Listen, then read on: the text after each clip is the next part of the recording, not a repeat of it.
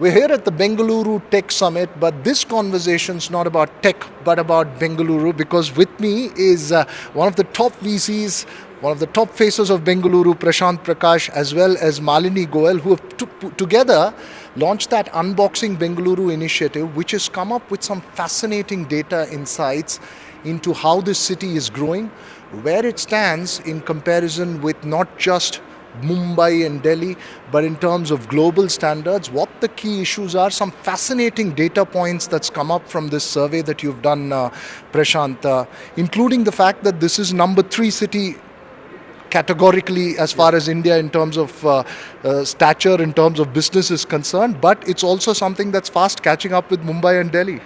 Yeah, so maybe just give a little bit of a background. Why do we need a report like this, right? So I think Unboxing Bengaluru in many aspects is trying to build frameworks that can be adopted by multiple cities, right? And this is one such framework where we believe that cities are economic engines today in our country, but there is a lack of data in terms of benchmarking one city and really understanding multiple dimensions, talent, livability, the tax contributions of the city. So we wanted to bring all of that as a data mirror in one place. And the byproduct of this is, I think, is a healthy co-opetition between the different cities. So today we have 10 meaningful cities, 15 meaningful cities. But as a country, given the urbanization, we need to have 100 meaningful cities.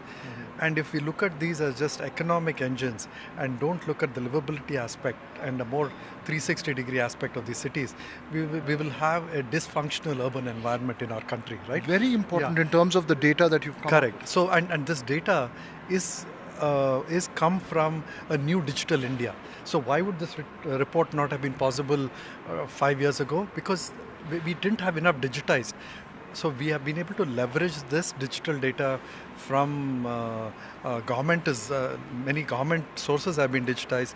There's a startup ecosystem that has partnered with us and given us a lot of digital inputs, and of course satellite data and multiple other sources. So we've been been able to triangulate and synthesize and do a lot of data engineering to present this report. Interesting that you say that. And what's one part of it is Bengaluru Rising, but I saw the data and the key highlights. There's also key areas that it's flagging off in terms of haphazard growth of the city, etc. What's the three key takeaways for the city as it moves to the future, as to establish itself as this truly strong global capital? Yeah. So one is the hard infrastructure, and second is the soft infrastructure.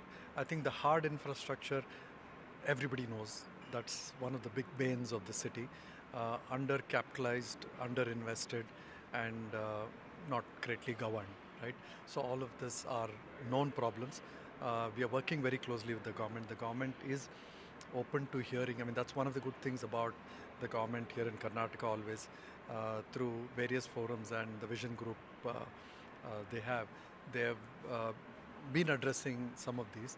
But I think the more important aspects are the soft infrastructure of the city, right? This includes the quality of air.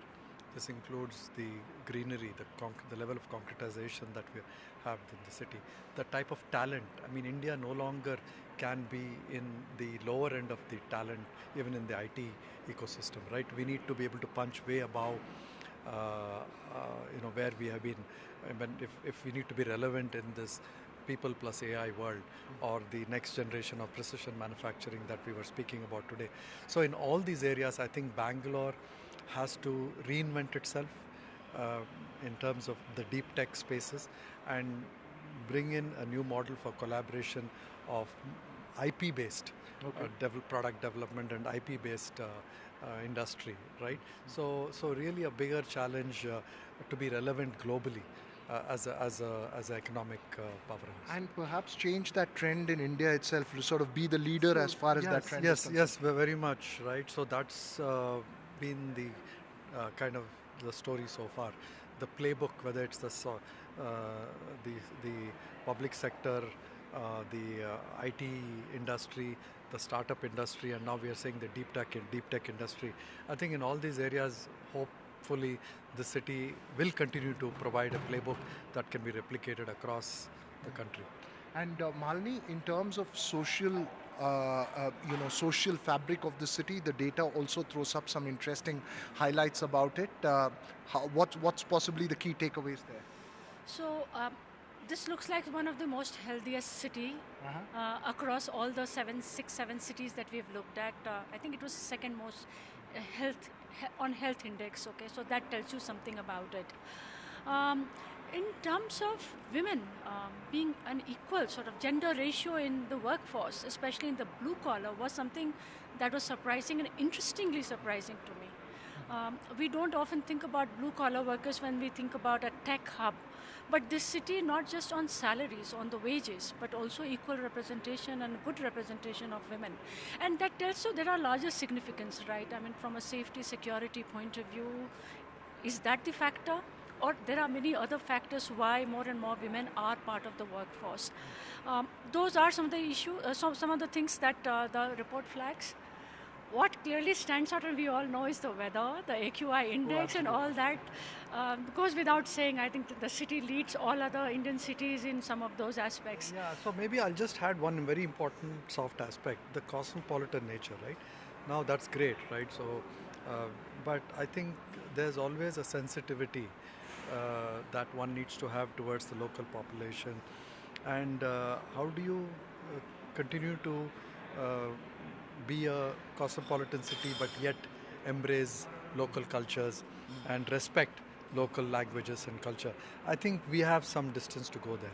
I think this is something that both people who are benefiting from the city need to be cognizant of, and I think people who are local to the city need to also maybe do it in a nicer way, right? But I think it's a very important aspect that differentiates Bangalore, and it's our asset, and we should retain that. And as an old Bangalorean, you must be really proud at the data that's come up with, but as well as concerned about the areas which need that attention Yes, and yes, hope that. very much. Yes, yes.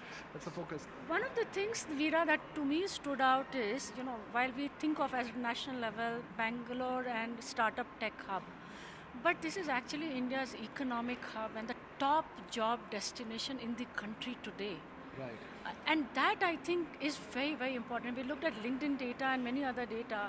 Since 2014, all top jobs, which is prime jobs, this city leads over the last decade or so. And for freshers also, this is the top So destination. the lesson is that if you are struggling to find a job in this ecosystem, come to Bangalore. That's the place No, where and I think that idea of the Bangalore dream, like the American dream, right, is I think real, and we hope to kind of create an environment and sustain an environment where the dream lives.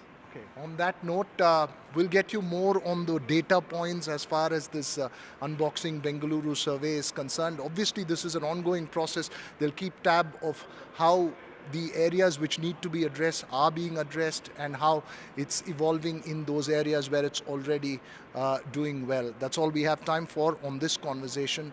Thanks for watching.